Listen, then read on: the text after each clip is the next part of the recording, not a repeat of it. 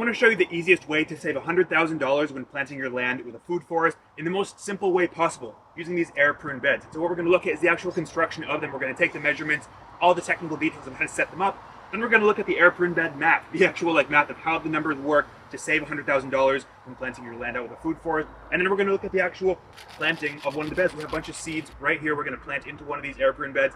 And then at the very end, we'll actually go look into the field to see how these trees are performing in year 2, 3, and beyond. Let's dive in. Because my goal here is to save you money. All right, you don't need to go buy expensive trees from the nursery when you can produce them yourself. And that's what I want to empower you with. So let's rock and roll. So in terms of the actual construction, it's a wooden frame where the bottom is actually more or less open. That's part of the air pruning part of it, where the roots go down and they try and pass through this combination of hardware cloth, like a mesh, and a shade cloth, which is like a more plastic mesh. And what that allows for is when it's growing, the roots actually go down, they hit that mesh, the air, they try and poke through, and when we get to the air, they stop growing and they have more lateral root branching. Instead of at the bottom of a pot, the roots spiral and become pot bound, the trees come out with really nice root structures. And you'll notice at the very base, I've got these legs that they sit on that just elevates it on top of whatever structure it's sitting on. So you can see actually this year I've changed, instead of sitting on the ground, they're now elevated to around thigh or knee height. So they're really easy to work with and manage, planting the seeds and weeding them rather than sitting on the ground. That also provides a lot more clearance and just airflow underneath. Now, a lot of people ask how deep to make these. So my preference is at least 20 centimeters deep. It allows for me to leave the trees in there for 1, 2, maybe even 3 years. Whereas if you make them more shallow, the trees get stunted faster. They're not able to last as long in the air prune bed in a healthy state. So the construction on these, you can see, these are about 1.20 meters wide, long, and 70 centimeters wide. So just about over a meter, under a meter. That part of it doesn't really matter as much, as long as you can access the bed easily. So if we look underneath the air prune beds, you can actually see there's a layer of hardware cloth underneath the shade cloth. And the hardware cloth really just provides a structure so that the shade cloth or the mesh doesn't sag quite so much. I've also got a runner down the middle of the bed so that even the middle doesn't bow down quite so much. The longer your air prune beds, maybe you might want to add 1 or 2, because you can already see even here, this one sags a little bit, but that's not too much of a problem. Now, what's the material that I'm filling these air prune beds up with? I'm in a pretty lucky situation where I actually get free potting mix from a local nursery. It's their used potting mix that I can't use it again.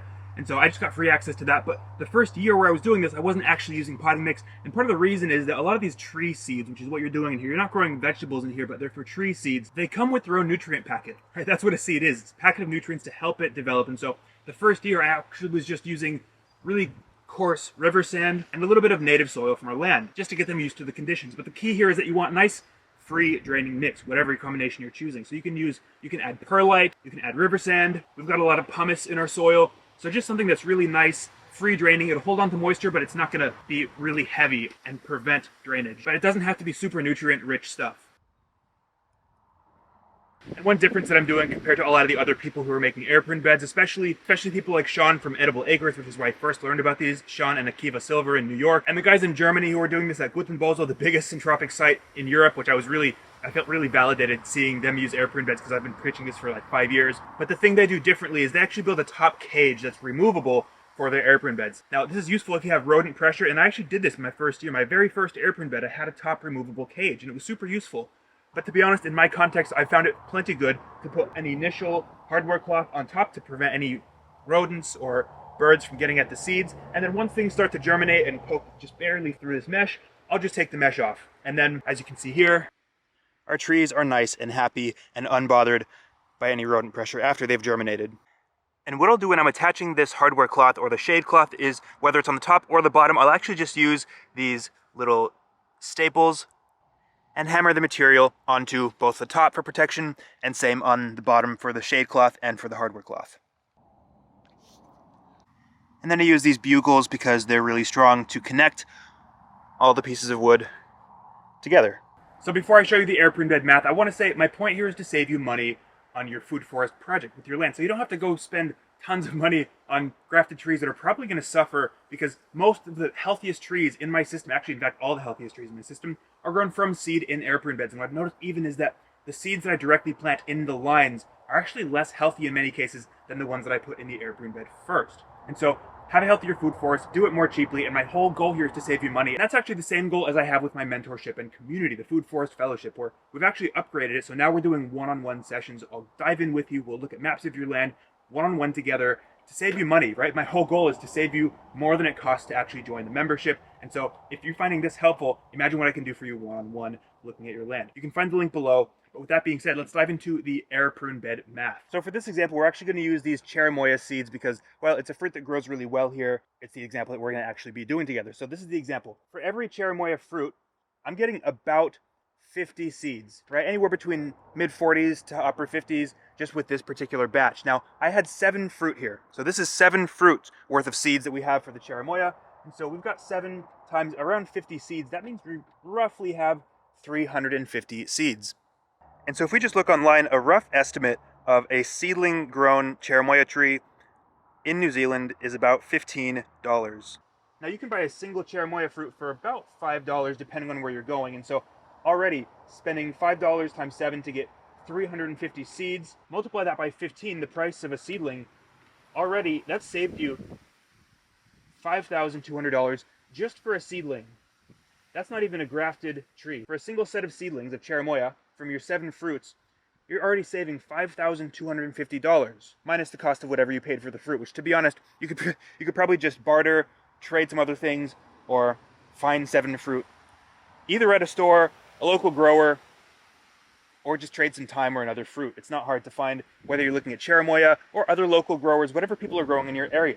Now, here's where the math gets really good. If we look online for grafted cherimoya trees, $99, $169, right, out of stock, $50. Most of these cherimoyas that we see in the grafted nurseries anyways are somewhere around $75 each. And so then instead of multiplying your 350 seedlings that you have in your Air Prune bed by 15 for the price of a seedling, multiply them for the price of a grafted fruit tree.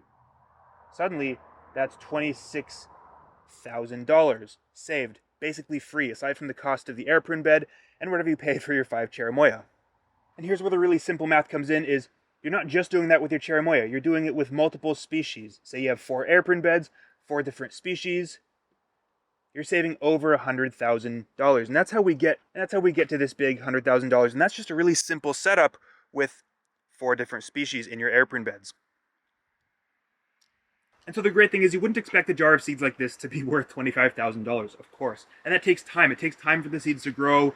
You plant them, you field graft them, and that might sound like black magic. It might sound like impossible. You don't have the skills, all these doubts. But the point is that it's not that hard. Because when I first started field grafting, let alone grafting in and of itself, it sounded like black magic. No way. But you have to plant the seeds to give yourself the opportunity to learn. That's the same reason I say overplant your support species, because it gives you the opportunity, it affords you the opportunity to learn how to prune and manage, and you're doing yourself a disservice by underplanting. So you have to plant a bunch from seed to learn the skill to give yourself the opportunity. And it helps when the seeds are basically free. So I'm going to show you how I go about choosing my species, because we live in a really Goldilocks climate. We can get away with subtropicals, temperate, and Mediterranean species, but I'm going to show you how you can choose whatever species for your climate are going to be suitable. The thing I'm doing is I'm actually choosing for a few different things. One, different strata, right? So, for example, I have white sapote in here, kind of a high strata tree, but I've also, in the Air Prune bed right next to it, got my medium strata cherimoya, right? From the same climate, subtropical. Now the cherimoya is going to start fruiting years before the white sapote. That's okay. They're complementary. They're on different life cycles, right? Cherimoya is earlier, white sapote is later. Now in a temperate example, which I've got temperate beds planted here too, so this only takes 2 Air Prune beds. Done. In a temperate climate, I've got the American pawpaw, right? Medium strata tree, a little bit earlier fruiting. It's a nice productive fruit tree. And then I've got pecans, right? Again, that high emergent strata takes a little bit longer, complementary, different life cycles, different strata. And so just find some complementary trees, fruit and nuts in your climate. You can see here are the deciduous American pawpaw native to North America that were planted last year, ready to go out and be planted very, very soon this spring. And these are some white sapote trees in another Air Prune bed in a different area from a few years ago. Same thing, high strata, take a little bit longer, and these have been left in here for 3 years actually, and they're still doing okay. Shows you how much you can neglect these Air Prune beds and they're still fine. And that's one of the things I love about the Air Prune beds is they take so much less maintenance and they're more space and time efficient and resource efficient than pots, because pots, they dry out faster, there's not as much of a soil mass to keep it moist, they require a lot more weeding, they take up more space, and they're just a lot more demanding and intensive. Versus an Air Prune bed, once you plant it, you can more or less let it go. You might have 1 round of weeding before the canopy closes, but once the canopy closes, there's no sunlight for weeding to do. And so it just stays waiting for you until you're ready to harvest them. Actually, here's a great example of a bunch of peaches and almonds that I planted last year in the air prune beds. You can see the roots are nice, they're bare rooted, they're just going to go on the ground very soon. Peaches and almonds, straight out of the air prune bed, ready to get planted at zero cost. And some of these you might imagine I might field graft, some of them I'll just let and see how they fruit, and if I don't like how they fruit, the quality, the size, whatever it is, I can always field graft them later. But free trees on that journey to saving $100,000 on your food forest. Now, I used to be a lot more meticulous about this, but with 350 seeds, I don't have time for that. So then I might just make sure they're more or less evenly spread across the whole bed. I'm not worried too much about how close some of them might be. They'll all find their space as long as they're more or less evenly distributed. And I find that the ones towards the edges don't do as good, and so I actually don't plant maybe within like an inch, inch and a half of the borders, at least not deliberately. I like how I'm switching between metric and imperial. Metric is way better though, gotta say. After being here for however many years, meters is just my default now. And once I feel like they're evenly spread enough, I'll just sprinkle some potting mix on top. What you could also do is you could manually press them into the soil, which I could also do, but again, that takes a little bit more individual time in poking them all in. But the idea is that you want to have them at least like a little bit buried. You can bury larger seeds quite deep. If they're small seeds, you don't want to bury them so much. I think the general rule of thumb is twice the distance or the width of the largest part of the seed. It can be buried that deep. And then once I feel like I've got a good layer on top, I'll just compress this, make sure the seeds are nice and in contact with the soil. And as I'm doing this, I'm just making sure I can't see visibly any seeds sticking halfway up, and they look pretty good. And you know, sometimes people ask me if you can do cuttings in the air prune bed, and yes, you absolutely can. Here's some rosemary that I did last year. I transferred them into a pot, but to be honest, I feel like the air prune beds are best suited for seeds because the idea is you can leave them in here for a year, 2 years, so they're more of a long-term kind of thinking, whereas cuttings, I mean, they can be ready in a month, 2 months, so it's more of a short-term rotation with the cuttings versus air prune beds, kind of a longer-term storage for your fruit trees to let them develop. And if you're super organized, it won't take you 20 minutes to go find a jar of these staples. I wouldn't know what that's like. But then I'm going to take my aviary cloth or the hardware cloth and just roll it out over the top. And then I'll just start tacking this down the corners. Cut the excess off with an angle grinder.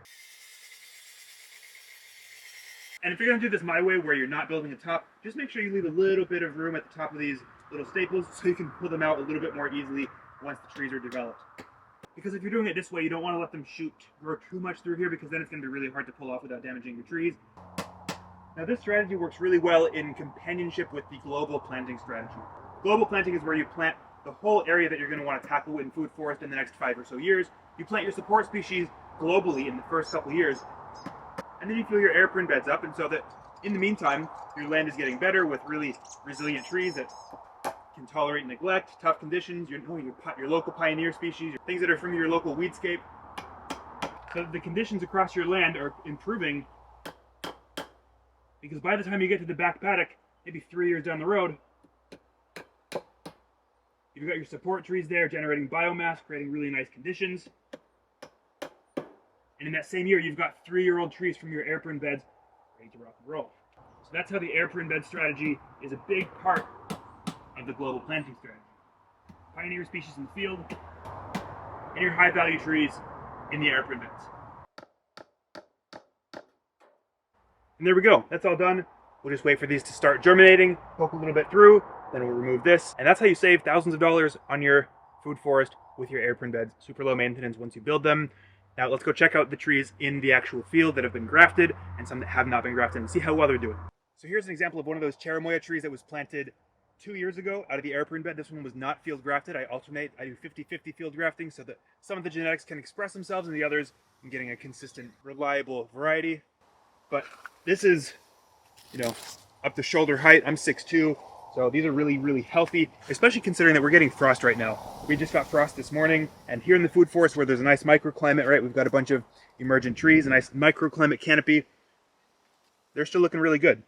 And there's another one right here, so you can see it's likely that, you know, with two super close together, I'll probably field graft one of them, but these are planted every meter or so in this line, right? There's another one right here, another one here, another one there.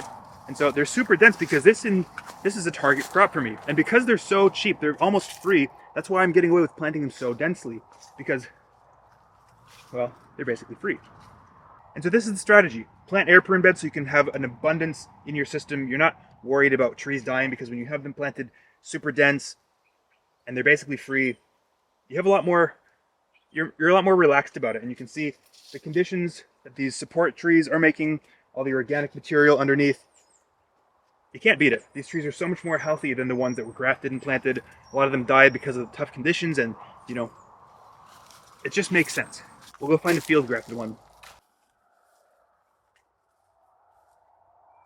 So this is a nice example of one that was field grafted last year. We'll do a bunch more field grafting this year. So if you're interested, if you're in New Zealand or you want to come to New Zealand in spring, do some of this training, we'll do some management in the system. That's going to be happening around October, November.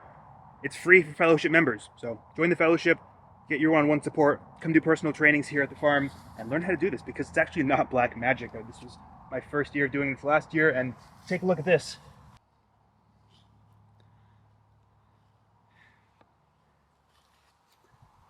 It's doing really well. And some of the field grafted ones actually started flowering last year. As soon as they were field grafted, that same season they tried flowering. Now they're a bit young still, so I didn't let them set fruit. But the point is, it's meant to speed up fruit production and give you consistent genetics.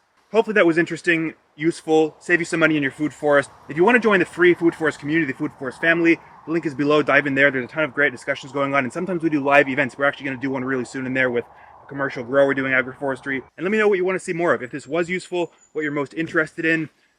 There's going to be a lot of really cool stuff coming as the season keeps developing. And I'll see you in the next one. Keep growing.